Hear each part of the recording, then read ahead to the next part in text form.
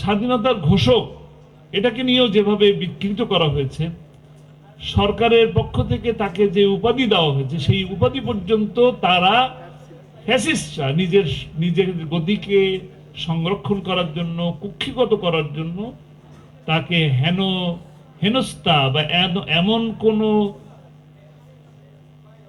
কথা, অপমানজনক কথা, এমন কোন কথা বাদ রাখেন নাই যেটা শহীদ প্রেসিডেন্ট জিয়াউর রহমান সম্পর্কে বলেন নাই।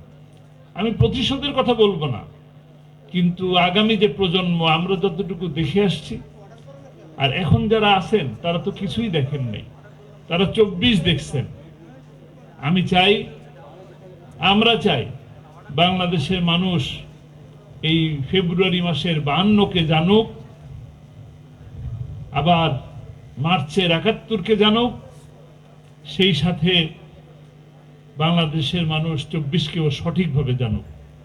আমি সেই জানানোর জন্য সরকারে যারা দায়িত্বে থাকবেন তাদের প্রতি আহ্বান জানাচ্ছি।